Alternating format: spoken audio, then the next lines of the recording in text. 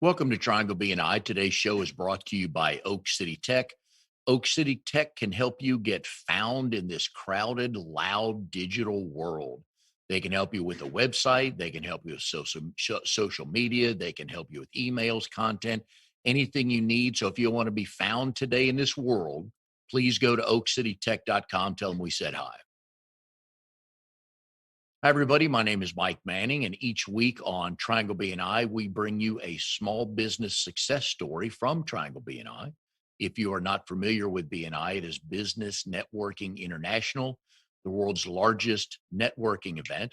Our little slice of heaven here in the Triangle is Raleigh, Durham, and Chapel Hill. Each week, about 30 chapters and almost 600 members get together, and our number one goal is to help each other grow their business. And our small business success story guest today is Bekki Bennett, owner of The Design Corner. Bekki, how are you today? I'm doing great. How are you, Mike? Doing good. Enjoying this nice, cool weather. We talk to our northern friends, and they have no sympathy for us, nor should they, when it's 26 here with no precipitation. They just don't want to hear it. I was on my Toastmaster group, my Toastmaster meeting Zoom call this morning, and one of the ladies in the chapter moved to Minneapolis to be closer to her son and, more importantly, her new granddaughter. And it was -9 and the wind chill was -24. So I'm good today. Yeah, that's the exact reason I will never live any further north or west than the Triangle. It's nice we get all four seasons here, and as we're talking about before we came on here, we just need that one good 3 to 4 inch snowfall once a year, and we're good. Exactly. Just Yeah, just a nice little dusting, mhm, enough to go sledding, good snowball fight. Yep. yeah, and be done with it because we're all in Zoom, so we don't have to go anywhere. Let's start with the most important questions first. Okay, we'll get the tough ones out of the way. All right, so you got two K's and an I in your first name. Where did this come from? That was actually my father's negotiation with my mother. Um, Okay. Being from the South, my father wanted to name me simply Nikki Bennett. That was it. My mother felt that proper Southerner, you needed your first, middle, last name, and a nickname. So she won that aspect of Rebecca M. Bennett, and he got the spelling of Becky like Nikki, sort of. Okay. And my guess is people have just butchered this since a day you could start reading it, correct? Oh, the best. My ninth grade English teacher, front of the book, Beckie. Beckie. Probably if she put a Y on there, she'd have them all together, and you got to Yep. be right. Um, Jeez. but this was the English teacher. Please note, Yes. English teacher. Did you show her that and say, you're close? I'll give you a B minus? So somehow, as a freshman, I just kind of let it go. Yeah. Why not? Why not? She was actually a very good, very kind teacher. So, and my mom's a teacher, so I just kind of let that one go. Hey, and you just open mail or get emails, however they want to spell it, right? Pretty much. Yeah. Um, Are you done correcting people on how to spell it? for the most part, yeah. Yeah. I'm also not correcting people if they mispronounce it. How would you say it? Evidently, there's actually two E's. Beaky. Beaky. God. All right. Well, that's all I need to hear. That's a best line of the day so far. Beaky. I like that. Hopefully, I won't say that during the show. So, Bekki is in RDO6 Profits in the Park. They meet Tuesday mornings at 9 a.m. at Hope Community Church in Morrisville when we meet in person, but right now it's all of Zoom. You are very new to BNI. Yes. Please share your story that I learned the other day of why you're in BNI and why you're in the chapter you're in. um, well, I was in another networking group that was much more of a B2C group. And in that group, I met Michelle Owens. and she was president and has been a huge supporter and fan, which I greatly appreciate and love her for. She left to go to BNI, to Profits in the Park, and I'm about 6 months behind her. And when she learned that I was thinking about going to BNI, she basically threatened my life that if I did not come to her chapter, I would be in trouble. Yes, and I learned this past Friday when we did new member success training, and I shall have a word with Michelle about my chapter did not get a shot at bringing you on as a member, so I shall remind her of that on occasion. But Michelle is a friend of the show, so we'll give her a little bit of a pass, but not a lot. Networking obviously is very important in your world. What have you learned about being in BNI? Luckily for me, the biggest takeaway has been givers gain. That it goes kind of with me already in that building the relationship, you have to have the trust in who you put your brand with, who's going to handle that kind of stuff. And that's just how I work in general. Build that relationship. The customer service follows. It's just natural progression. The design corner is graphic design, embroidery, logos, monograms, pretty much anything or any way you can put something on a promotional product or item. Is that close to being correct? Very good. Very good. Very good. Does it take you long to explain to people what you do? And then does that get their mind going of, ooh, that would be fun to have this on that? It does, because it's not cookie cutter. So because I can do so many different techniques and have so many different product options, it's really up to the client. Whatever they want can be done. Now we're going to talk about Illustrate Inc. in just a minute, but let's talk the first day or the first week of the design corner.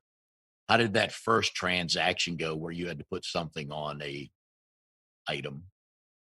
Um, it was a process.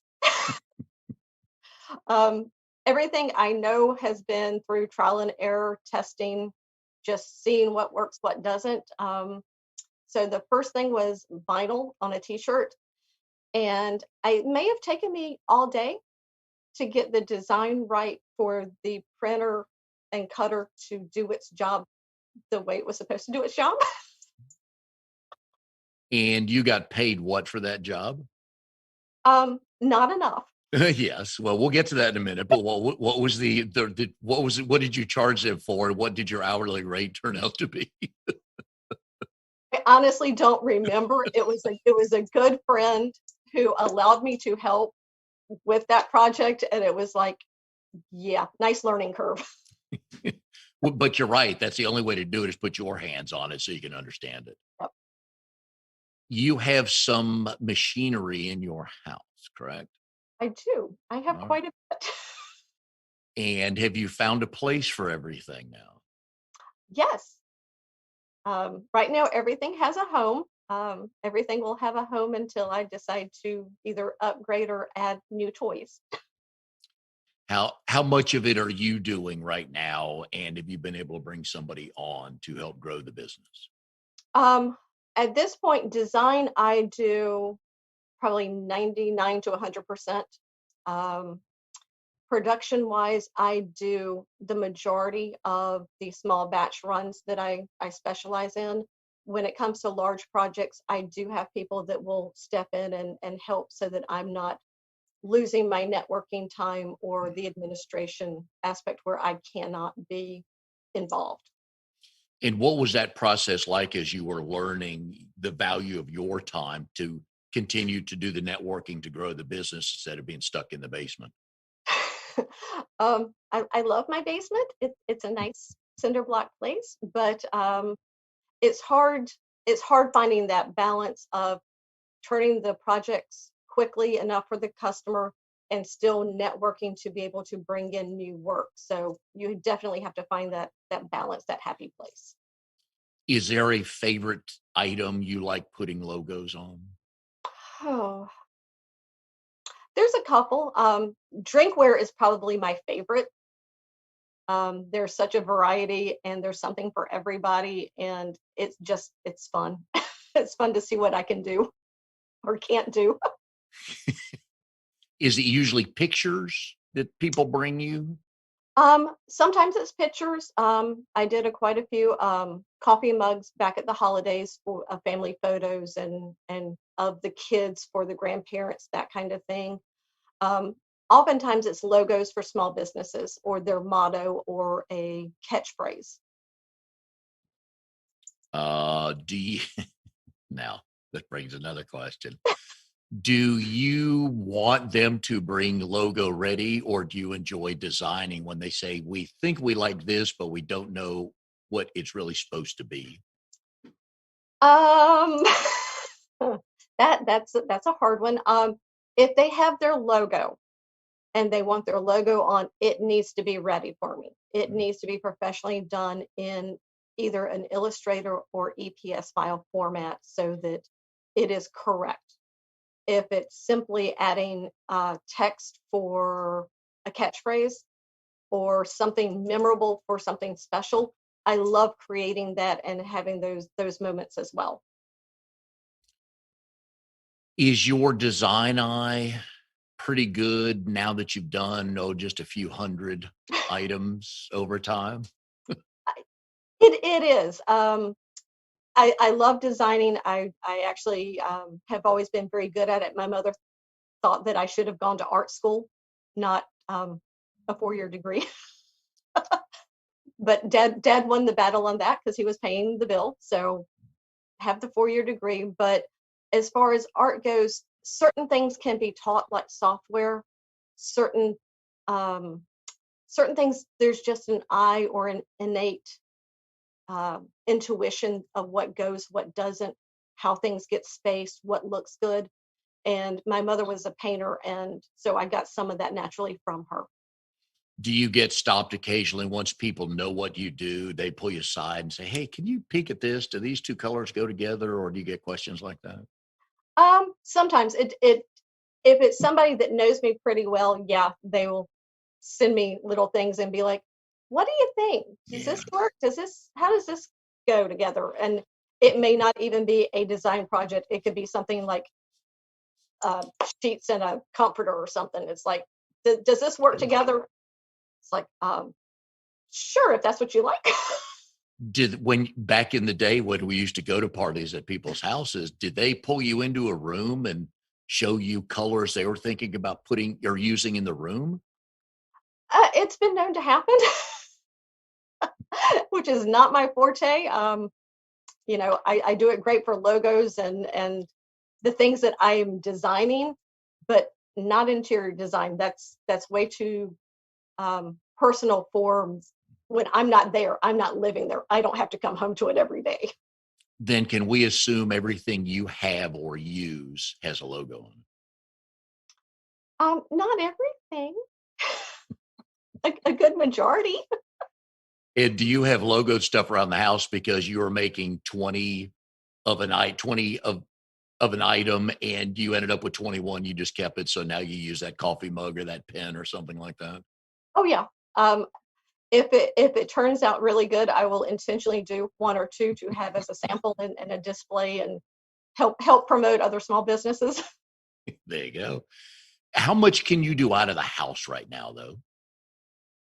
Surprisingly a lot, um, especially with the sublimation because the timing on it is so quick. It's a very smooth, easy process. So, I mean, I did 50 shirts in a batch at the holidays, and I think it took me 2 hours. So, it's a very quick, easy, efficient way to do things. We are here with Bekki Bennett, owner of the Design Corner. She is also an RDO6 Profits in the Park in BNI. Today's show is brought to you by Oak City Tech. Folks, you need to start with a website. They got to find you. You could have the greatest product or service in the world, but if they can't find you, it's going to be hard to do business with you. So please go to oakcitytech.com, tell them what you're looking for. And I know Drago and his crowd can help you get what you need so you can be found and start growing your business. All right, Becky, one of the questions I had written down actually was, what is sublimation? And you brought it up first, so let's get a description of what that is. Sublimation is a chemistry term. It is actually when something goes from a solid to a gas and never becomes a liquid. So you have ink on a paper.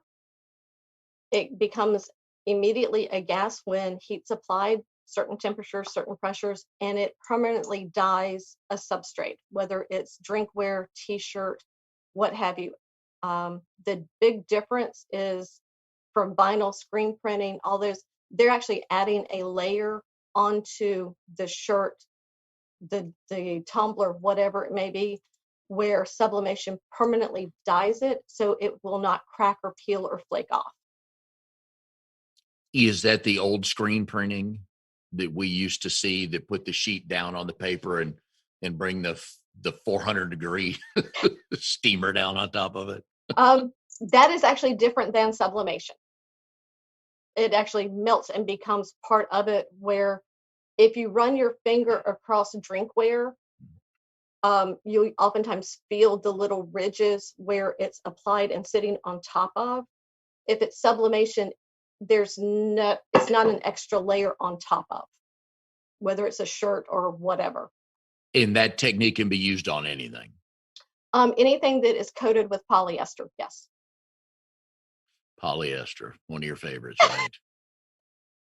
Yes. Oh, yes. No fumes or anything when you sublimate the basement? Depends on what I'm sublimating. Mouse pads and flip flops, or the patio door has to be open. Wait, flip flops? Uh-huh. The top or the bottom? Where your feet goes. Yeah. Yeah. That can be completely decorated, so it's great for brides or travel groups or whatever. Okay, well, I had that later in the show. Let's just go down that road here. Give me some other things that are like, all right, hang on a sec. Why are you logoing that? The most unique item I have in the arsenal downstairs is fishing lures. Because fish can read. Yeah. I don't know who needs a custom fishing lure, but if you do, I have options. And did you put a company logo on there? I haven't figured out what to do with that one yet. It came I get things like test items every month, and it came that way, and it's like, I haven't found anything to do with the fishing lure just yet. Well, I guess one of my first thoughts would be a picture of food that fish like to eat, so they'd be more inclined to jump on the hook, right? Although I did have in another networking group, we were talking about it, and for an internet company, for internet security, cybersecurity, something about stopping the phishing. Okay. So with a PH. Okay. Yep. I get it. The traditional things we think about when we want to logo something are pens, notepads, t-shirts, and hats. Yep. Is that a good percentage of your business? T-shirt apparel definitely is. Whether it's t-shirts, polos, jackets, apparel's huge. Tote bags are huge, as is drinkware. Drinkware, you and I have spoken on that very much. Yeah. So that's a very, very big for grandparents, and yes, so we'll be talking about that later. Yep. Your first job you did, if I recall reading your bio and writing it down correctly, your journey started about 10 years ago with a polo shirt. Yes. Tell us that story, please. At the time, I had a different company name, and I did architectural renderings. And I would go into home builders' offices and would not always get the attention I needed. If I dressed too nicely, I got treated and ignored one way. If I dressed like they did, I got treated and ignored a different way. Because there were always people walking back and forth, and I just wanted that polo shirt with my logo on it, and for people to recognize that I mean, I would see people that I knew walk by, and where I was, I couldn't like jump up and down and wave and get their attention, and they'd glance but wouldn't recognize me. So that's where I wanted my polo shirt very badly.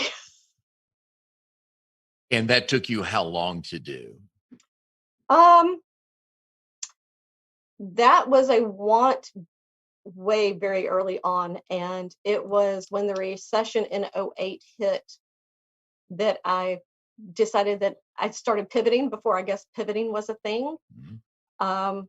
That just being with home builders was not going to be a good thing, so I needed to diversify, and I found a awesome vinyl printer cutter, and I luckily had family members that believed in me and backed me and helped me, and then that became the one of the first things I did. And that was the first piece of machinery you bought? Yep, sure was. And where did you put it initially?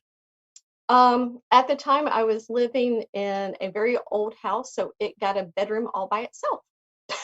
And that worked out nicely.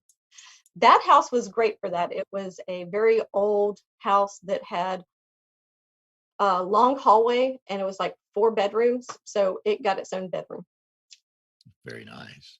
Your first embroidery machine you bought was when? Um, about 6 years ago, 6, 7 years ago. What kind of machinery is on the bucket list? A laser. Oh, talk about a toy. Yeah, Will we read about you bringing one of those home in 2021? if all goes right. And what will you be able to do with that you can't do now? Um, that I can do etching, which means I can do other substrates like leather, metal, pins, smaller items where it would be etched or engraved, awards, plaques, all that kind of stuff. Do we make, as the consumer, do we make any bad assumptions about how easy or quick or cheap something will be? Yes. Do share some of those with us, because I love educating and entertaining each week. Um, well, 2020 changed a lot of things. Most people wanted to do, they thought cheap was good because it did not impact their bottom line financially. But over time, it's shown that spending a little bit more, having a useful item of quality actually means more to who they're giving that item to. If it's a pen and it use it once and it breaks, it's going in the trash. You've wasted your money. The cost per impressions of an item, which is how many times you pay for an item to be seen. So like a $10 shirt over time has like 1,000 impressions. And it's amazing that what you think is an inexpensive item, if you spend just a little bit more so that it lasts, you get so much more out of the lifetime advertising of it. I think we've all had that t-shirt or seen somebody wearing that t-shirt where the lettering is starting to peel off or Yep. fading, and it looks bad. If like for guys or anybody, if you're working out or just in the yard, nobody cares. But the minute you walk off your own property and you're out amongst the public and people are like, yeah, dude, how long you had that shirt? Yeah. Oh yeah. There are some, those classics that, maybe it's time to retire it and turn it into a pillow. Yeah. or a quilt. Yeah. Or a rag to be used around the house, right? And depending on the shirt, yeah. But you're good. I was just to say, but and that depends on the process too. Where like sublimation, if you have it on a t-shirt, you're not going to have the peeling and cracking. You may have the holes from the wear, but the artwork's still going to look good. And I've talked to a few promotional product people. And I don't think I've ever heard a cost per impression, but that is important the more you think about it, because you're right. If I pick up a pen and it lasts me a couple weeks, yeah, I throw it away and nobody ever sees that again. I didn't think a lot of people thought that way, but I guess as a business person, you have to explain to them the value of spending that extra $2 or $30 or whatever the number is. Yeah, I mean, if you're getting 500 pins and they're costing you 50 cents a piece, and there's another pin that might be a little bit nicer, last a little bit longer, little more durable, the average pin life is about 6 months. People will keep a pin for 6 months. I know I still have pins from UPS store and the election in November sitting around because you couldn't leave it there. It came with. Mhm. Um, Yes. but there are a lot of items that if you are smart with it and they're useful, it doesn't have to break the bank. You can look at the quantity, what works, and it makes a huge difference because you have to have your brand out there for people to see. Then for the business people listening and watching, if they want to get their logo, generally, again, we talked earlier, shirts and hats and pins. From a company standpoint, what else are they wanting their logo on to give to customers and potential customers? Um, when they talk to me, I try to help learn about their business, how they would be using it. Um, it could be that it's a bakery and they're wanting T-shirts for their staff. Well, maybe they don't really have that budget, and there's enough turnover that's they're losing the T-shirts. Somebody, they may be wearing them out and about, but you don't know. So a little bit more money and doing aprons as a uniform, you have control of that as the business owner. Um, I try to learn and figure out what makes sense with your brand. Cybersecurity, maybe you need the webcam covers. There's data blockers that can go when you plug your phone to your laptop so that you don't get hacked. There's a lot of items out there that people wouldn't necessarily think about that are much more useful. Well, and you say that this is not for business purposes, but this is the cover of my phone, Yep, and it's got Oliver's pictures on it. And that was a wonderful Christmas present last year. exactly. And that's what creativity and machinery is doing. That I don't know if that might have been available 5 years ago. I never had one, but I do like that. Oh yes. Um, Speak, Speaking of branding, how difficult was it to go to college at UNC Wilmington?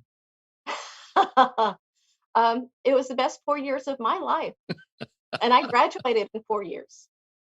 Which is rare these days. And then you went and busted the curve at Wake Tech with a 4.0. See, Becky, it was people like you when I was in school that I needed help to get my 78 to an 86 with a curve.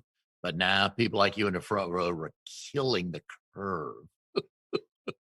Well, it's for me, it's easy when you love something, Yes. when you're inspired by what you're doing, it's easy to want to learn and you become a sponge and want to know everything possible. So yeah, but being on the beach and studying on the beach for class at UNCW is pretty awesome.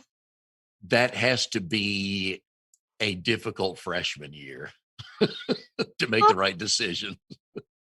Freshman year, I didn't spend as much time at the beach. That was my sophomore, junior, and senior years. Okay. So you got the base grades out of the way, and okay.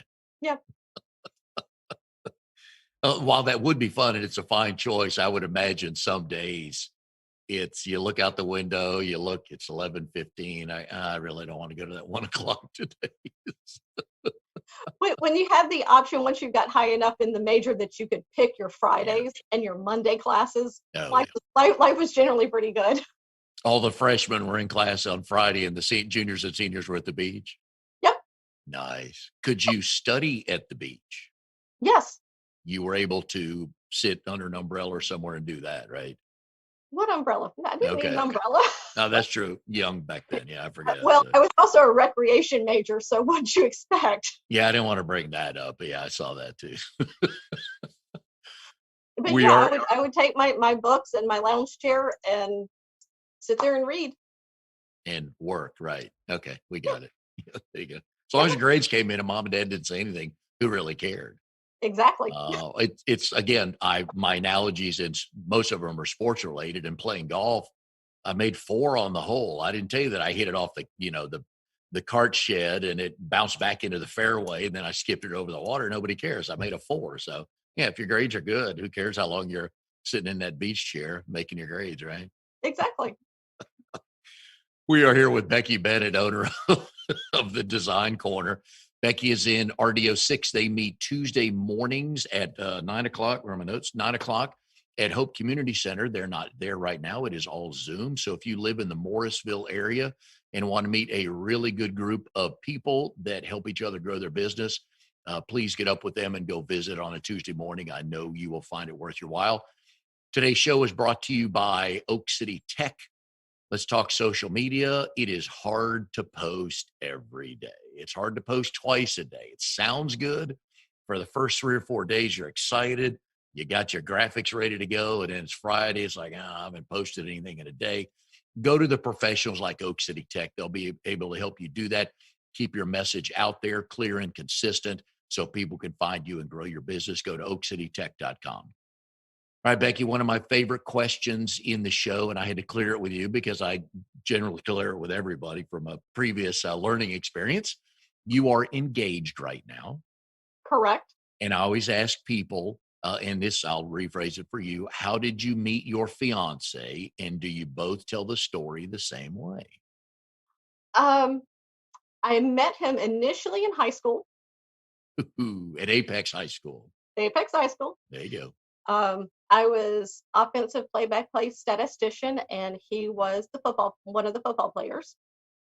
After graduation, he was a year ahead of me. He graduated. I didn't see him for a number of years, and I was walking my dog downtown Apex, and a white truck went by. Didn't think anything about it. Kept right on walking, and out the peripheral of my eye, I see a truck very slowly coming at me. And I'm desperately trying to get to the corner because I think this person's like kind of aiming the truck at me. And he pulls up into incoming traffic. Mm-hmm. Bekki? And I'm like, oh my gosh. So it's been from that point, which has been probably 12 years or so now. Okay, so you're gaining on this. Okay, the engagement, the marriage thing. Okay, cool. I know COVID played a role in it last year, and I hope that this year it can work out however you guys want it to.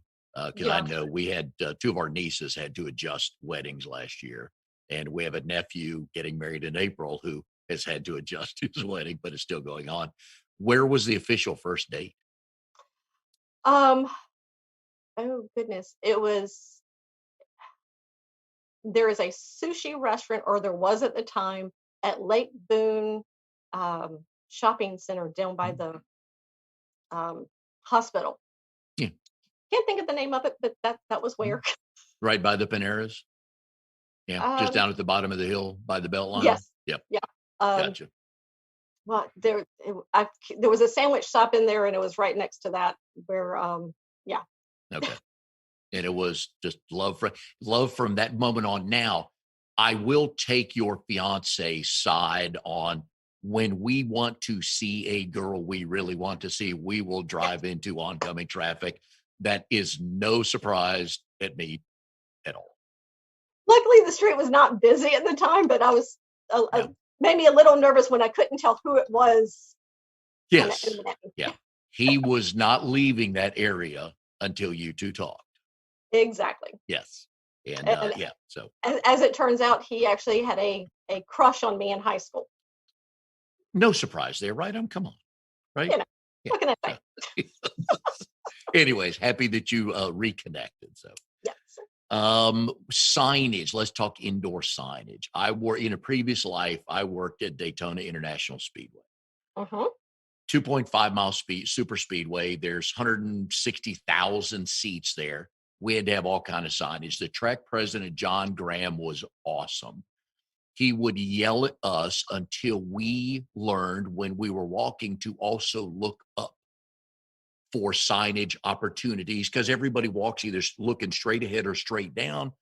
And he just kept preaching that to us. And most people, when they think of signage, they think of big signs on the outside of a building. But the value of good signage indoors is worth whatever people are paying for, isn't it? Absolutely. Whether it's a mural at the end of a hallway, conference room, small decals, whatever, it's definitely worth having. And you just think of yourself as the consumer when you walk in, just pick a building, it doesn't matter, and you have no idea where to go.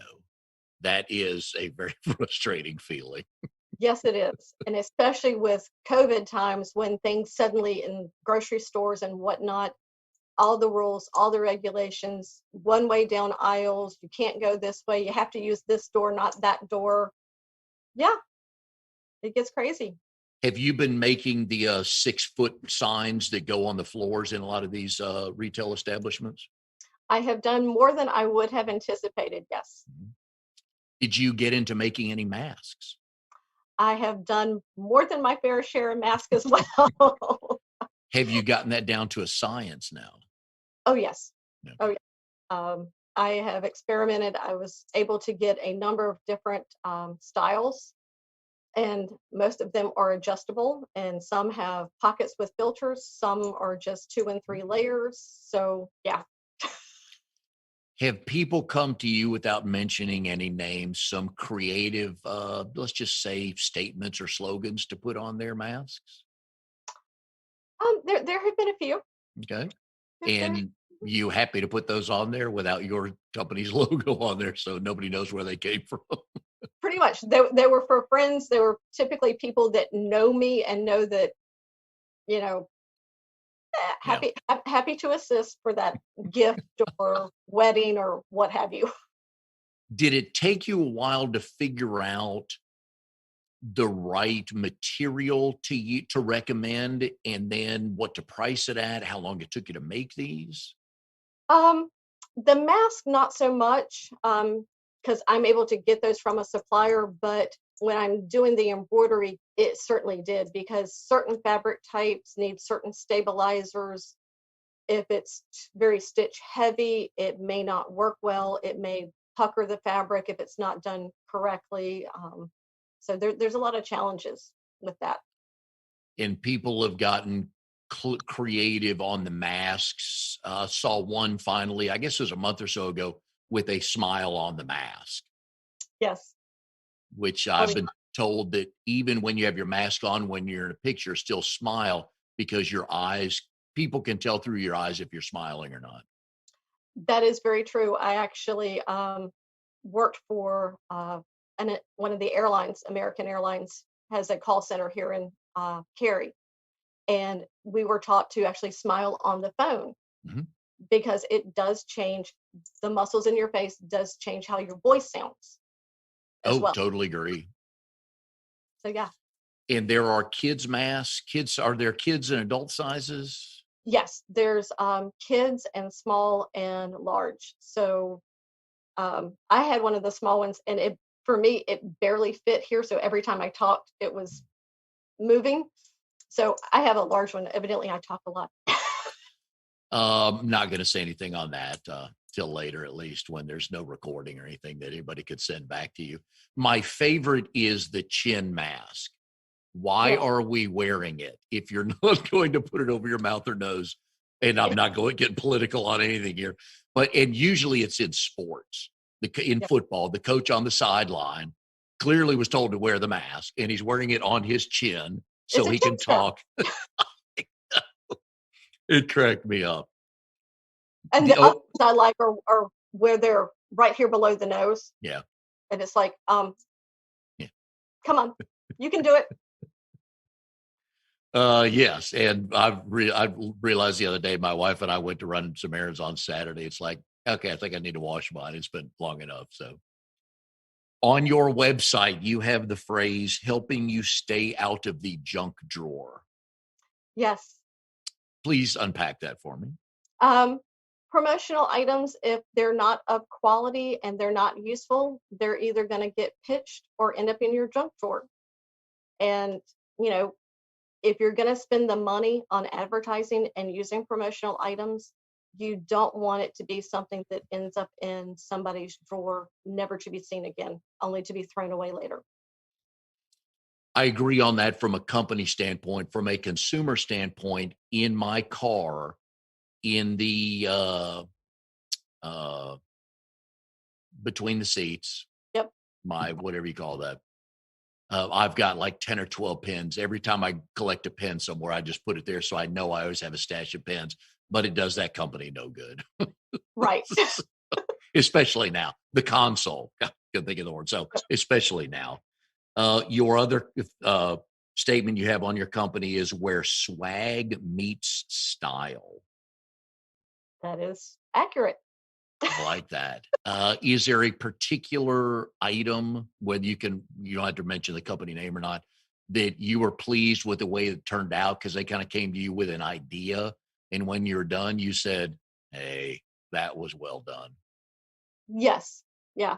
There was a financial advisor that did tumblers back at the holidays for clients. Ooh. Are those hard to do? Um, Depends on what is going on them. They can be because of the curvature. They're not straight up and down on the wine tumblers, but they turned out really nice. Okay. And that is a hot item because coffee at home or heading out, or hopefully in the summertime, keeping a cool beverage, right? That is true, but at the same time, drinkware has become much more popular with logos because everybody's on a Zoom call. I always make sure my power tea is facing the camera so when I drink. Yep. So, when you have 20 people on a call Yeah. and every time you take a drink, your logo is being seen, it helps. They may not remember the little name in the corner of the screen, but at least the brand is getting seen. Okay, let's go down this road then. I had not thought about this from a Zoom standpoint. Are there some other subtle ways we can get our logo on there? Well, you've always got the backdrops, Mhm. but t-shirts, hats, your typical stuff. Not on screen, but one of the biggest items has been phone stands, because if you're doing a one-on-one and you have to have notes, if you don't have a stand either sitting beside your computer or right there at your keyboard, you're looking all over the place to read your notes. So if you can be a little bit more seamless and have a phone stand, it helps make the eye contact on the screen. Back in the day when we could go out, and I always enjoyed doing one-to-ones at Panera's, being a happy member of their coffee club. Uh-huh. And occasionally I would see people with a laptop sitting at a table and they have their logo on the back of their laptop. So when people Yep. walk in, they can see the design corner or whatever company you're working for. Do you do those as well? I do.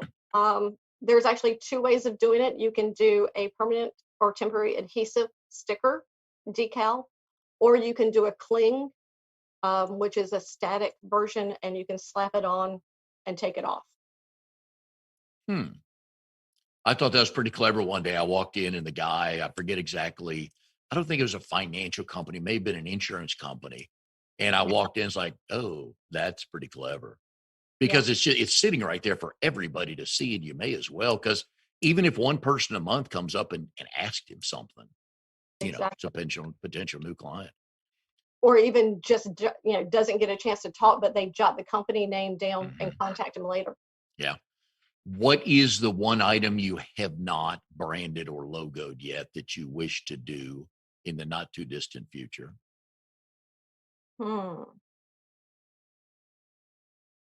There's got to be something, right? Yeah. Oh, yeah. Yeah. um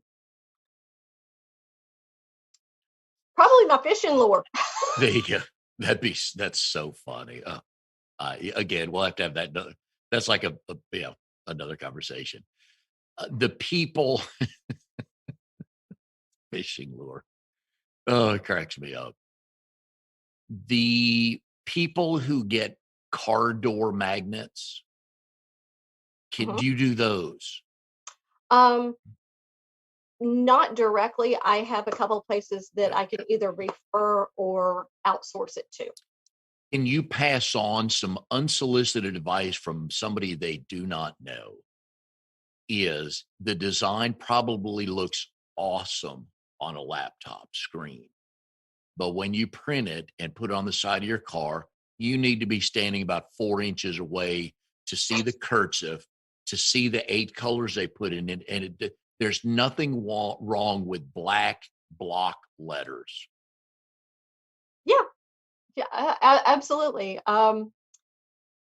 When it is designed for the web, it's usually at a resolution of 72 dots per inch. Anything print, quality print, is 300 dots per inch. So you have to have those more dots, and you don't want too much content. You just want the logo and a phone number, or keep it basic so that the number is large enough to be seen. And you don't want a lot of thick and thin contrasting characters in your fonts. It makes the readability and legibility very difficult. I am that old guy, early morning neighborhood walker, happy to be it. There's a truck I go by, and granted it's dark, but there's a truck I go by. I had to get 3 paces away to read it. And I'm like, come on, you're just, and I don't know what the purpose of them putting it on there. I don't know if they've stepped back to look at it, but even sitting at a red light, Bekki, you'd have to squint your eyes to see this. And then going 45 miles an hour, there's no way they're going to see that. Oh yeah, I have seen so many of those, especially company trucks, and the font they've used, the size they've done, you can't read it. Sometimes it's big enough to read, but it's not readable because they've picked some crazy decorative font rather than something that, as you say, going by at 50 miles an hour, oh, that's who that is. That's their number. Yes, here's our advice to people. If you decal your car, A, make it readable, and B, don't put 16 bullet points. We can't remember passing you at 65 miles an hour. Just put your name and your phone number. We'll figure out, or your website. We'll figure out the rest. So. Exactly. Anyways, Bekki Bennett, the Design Corner, wonderful having you here today. I hope 2021, it turns out to be a good year for you. I've given up trying to figure out where we are on the arc of COVID. We just are. If people want to get in touch with you, we've been putting the number up on the screen here, 911, not 911, 919. Yeah, it's 911 because it's an emergency to get some good stuff out there. But let's try 919 this time, 522-2071. If anybody here needs some good branded material, or you know somebody that does, please go to the Design Corner or give Bekki a call. You will be in good hands, and she'll make you look way better than you thought you'd look. Thank you so much, Mike. I greatly appreciate it. Yep. So good luck with everything. Thanks for coming on today. We had a good time, and we'll see everybody next time on Triangle BNI.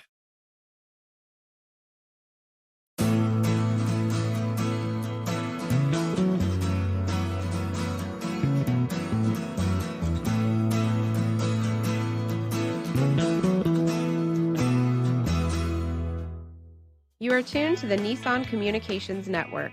If you tuned in too late, you can always watch each program in its entirety or download an MP3 audio file of it in the archives section at nissancommunications.com. Don't forget to subscribe to our YouTube channel, follow us on Twitter, and like us on Facebook. Sponsored by Telestream's Wirecast software, StreamingGear.com, Carolina Apparel, and DeltaForce.net.